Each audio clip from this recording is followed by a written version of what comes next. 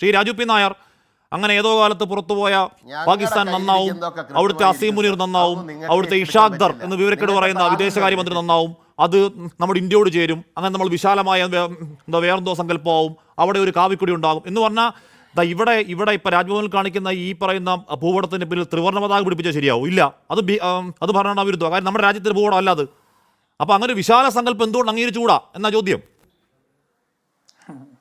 ഏത് സങ്കല്പമാണ്? ഇന്ത്യയിലെ മുസ്ലിങ്ങളെ പോലും അപരവൽക്കരിക്കാൻ നടക്കുന്ന ഒരു പാർട്ടി പാകിസ്ഥാനെയും അഫ്ഗാനിസ്ഥാനെയും ഒക്കെ കൂട്ടുപിടിച്ച് ഒരു അഖണ്ഡ ഭാരത സങ്കല്പം വെച്ചാൽ ഉച്ചക്കൃത്തല്ലാതെ എന്താ പറയുക?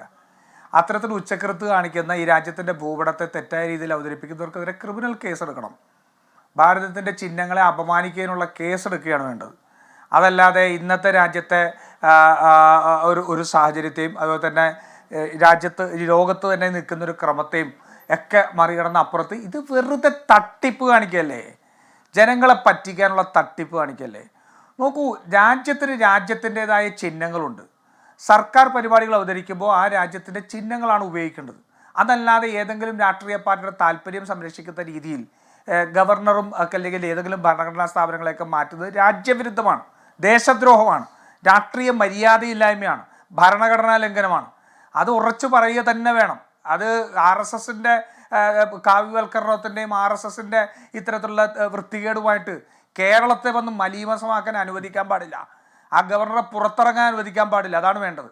ഒരു കാരണവശാലും കേരളത്തിലെ ഒരു ഭരണഘടനാ സ്ഥാപനത്തും ഇത്തരത്തിലുള്ള വൃത്തികേട് കൊണ്ടുവന്ന് വെക്കരുത്. എന്താണ് ഭാരതമാതാ സങ്കല്പം? ഭാരതമാതാ സങ്കല്പം രാജ്യത്തിൻ്റെ വികാരത്തിനനുസരിച്ച്, രാജ്യത്തിൻ്റെ സാഹചര്യങ്ങൾക്കനുസരിച്ച് എപ്പോഴും മാറുന്ന, അല്ലെങ്കിൽ രാജ്യത്തിൻ്റെ ഒരു വികാരം ഉറവാക്കുന്ന ഒന്നാണ് ആ രാഷ്ട്രമാതാ സങ്കല്പം. ആ സങ്കല്പത്തിൽ പലപ്പോഴും നമ്മുടെ നിർഭയ ആക്രമിക്കപ്പെട്ടപ്പോൾ, നമ്മുടെ സ്ത്രീജനങ്ങൾ ആക്രമിക്കപ്പെടുമ്പോൾ ആ ഭാരതമാതാവിൻ്റെ കണ്ണിൽ നിന്ന് ഇരുന്ന കണ്ണീരായിട്ട് നമ്മളതിനെ ഡിപിക്റ്റ് ചെയ്തിട്ടുണ്ട് ഇല്ലേ? നമ്മൾ പലപ്പോഴും ബലാത്സംഗം ചെയ്യപ്പെടുന്ന സംഭവങ്ങൾ ഉണ്ടാകുമ്പോൾ ആ ഭാരതമാതാവിൻ്റെ വസ്ത്രാക്ഷേപം നടത്തുന്നതായിട്ട് നമ്മൾ അതിനെ ചിത്രീകരിച്ചുകൊണ്ട് ആശയം കൊണ്ടുവന്നിട്ടുണ്ട്. അപ്പോൾ ഭാരതമാതാ സങ്കല്പം എന്ന് പറയുന്നത് ഈ പല രാജ്യങ്ങൾക്ക് പല രീതിയിലുള്ള സങ്കല്പങ്ങളാണ്. ഇപ്പോൾ ജർമ്മനി ആണെങ്കിൽ അച്ഛൻ്റെ സങ്കല്പമാണ് അവിടെ ഭരണക്രമത്തിലുള്ളത്. നമ്മൾ ഒരു അമ്മ, മാതാവ് എന്നുള്ള ഒരു സങ്കല്പമാണ് എടുത്തിരിക്കുന്നത്. നമ്മൾ ആ ദേവീ സങ്കല്പമൊക്കെ നമ്മുടെ സംസ്കാരത്തിൻ്റെ ഭാഗമായിട്ടൊക്കെ നമ്മൾ അംഗീകരിച്ചിട്ടൊക്കെ ഉണ്ട്. നമ്മൾ ഭാരത് മാതാ കി ജയ് എന്നൊക്കെ വിളിക്കുന്നവരാണ്. പക്ഷെ ആ സങ്കല്പത്തിന് വിരുദ്ധമായിട്ട് നിൽക്കുന്ന ഒരു രാഷ്ട്രീയ പാർട്ടിയും ഒരു ആശയവും, ഒരു രാജ്യത്തെ ഒരു ആൾക്കാരെ മുഴുവൻ മനുഷ്യരായി കാണുക എന്നുള്ള അടിസ്ഥാനപരമായ ബോധ്യം പോലും ഇല്ലാത്തവർ ഇത്തരത്തിലുള്ള ഗിമ്മിക്കുകൾ ഇറക്കുന്നത് രാജ്യത്തെ വിഭജിക്കാൻ വേണ്ടിയിട്ടാണ്, അവരുടെ രാഷ്ട്രീയ നേട്ടങ്ങൾക്ക് വേണ്ടിയിട്ടാണ്. അതിന് ഭരണഘടനാ സ്ഥാപനങ്ങളെ ഒരു കാരണവശാലും ഇവർ BJPയുടെ ഓഫീസിൽ കൊണ്ട് വെച്ചിട്ട് പാകിസ്ഥാൻ ഇന്ത്യയുടെ ഒപ്പം ചേരും, അഫ്ഗാനിസ്ഥാൻ ഇന്ത്യയുടെ ഒപ്പം ചേരും, സ്വയം ഇരുന്ന് മുദ്രാവാക്യം വിളിക്കട്ടെ, നമുക്ക് ആർക്കാ പ്രശ്നം? അതിനെ പരാജയപ്പെടുത്തിയവരാണല്ലോ നമ്മൾ. ഇപ്പോൾ ഉള്ള രാഷ്ട്രീയ വിജയം മാത്രമല്ല, അതിനു മുമ്പ് സ്വാതന്ത്ര്യപൂർവ്വ ഇന്ത്യ മുതൽ 1925 മുതൽ ഈ പറയുന്ന ഹിന്ദുത്വ രാഷ്ട്രീയത്തെ പരാജയപ്പെടുത്തിയ പ്രസ്ഥാനത്തിൻ്റെ പേര് കൂടിയാണല്ലോ ഇന്ത്യൻ സ്വാതന്ത്ര്യ സമരം. അല്ലാണ്ട് ബ്രിട്ടീഷുകാരെ ഓടിച്ചത് മാത്രമല്ലല്ലോ. ഇവരുടെ വർഗീയവാദത്തെയും ഹിന്ദുത്വ രാഷ്ട്രീയം എന്നുള്ള വർഗീയ അജണ്ടയും ഹിന്ദു രാഷ്ട്രം എന്നുള്ള സങ്കല്പത്തെയും പരാജയപ്പെടുത്തിയ പ്രസ്ഥാനത്തിൻ്റെ പേരാണ് ഇന്ത്യൻ നാഷണൽ കോൺഗ്രസും ഇന്ത്യൻ ദേശീയ പ്രസ്ഥാനവും ഇന്ത്യൻ സ്വാതന്ത്ര്യ സമരവും. അപ്പം അതുകൊണ്ട് അതിനൊന്നും യാതൊരു പ്രസക്തിയില്ല. ഞാൻ ചോദിക്കട്ടെ, ഇവർ പറയുന്ന ഈ സങ്കല്പത്തിൽ ഈ ഭൂപടം മാത്രമേ ഉള്ളൂ, ഭൂപ്രദേശം മാത്രം? ആ ഭൂപ്രദേശത്തുള്ള മനുഷ്യരെ ഇവർ അംഗീകരിക്കാൻ തയ്യാറാണോ?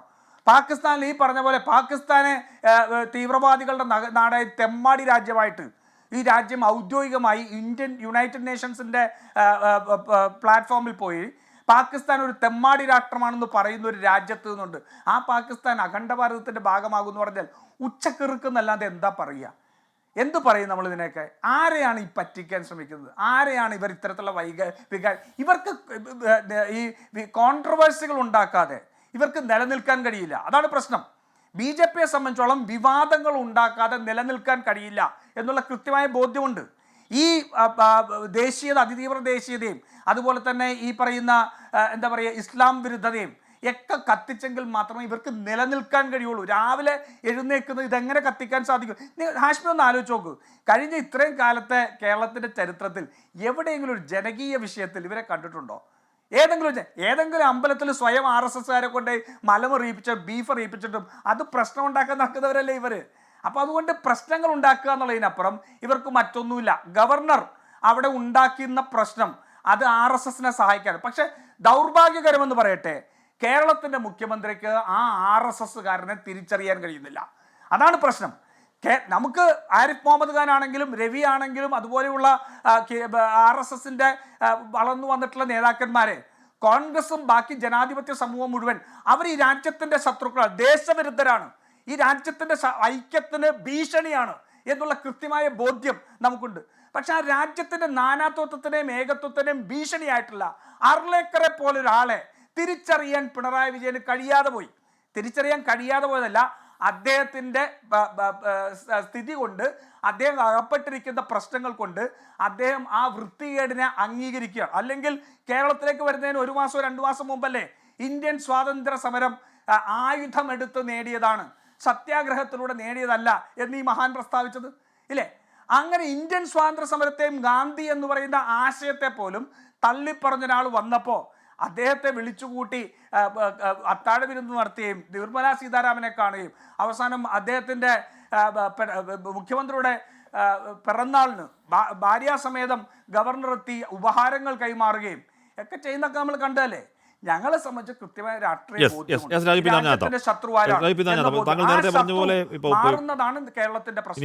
ഇനി ഉച്ചക്കർക്കാണെങ്കിലും അത്തരത്തിൽ ഉച്ചക്കർക്കുകൾ വിശ്വസിക്കാനും അത് പ്രചരിപ്പിക്കാനൊക്കെ ഉള്ള സ്വാതന്ത്ര്യമുള്ള രാജ്യമാണ് ഇന്ത്യ. പക്ഷെ അത് ഒരു ഭരണഘടനാ സ്ഥാപനത്തിലോ അല്ലെങ്കിൽ ഒരു പൊതുവേദിയിൽ കൊണ്ടുവെക്കണോ ആ സങ്കല്പങ്ങൾ എന്നതാണ് ചോദ്യം.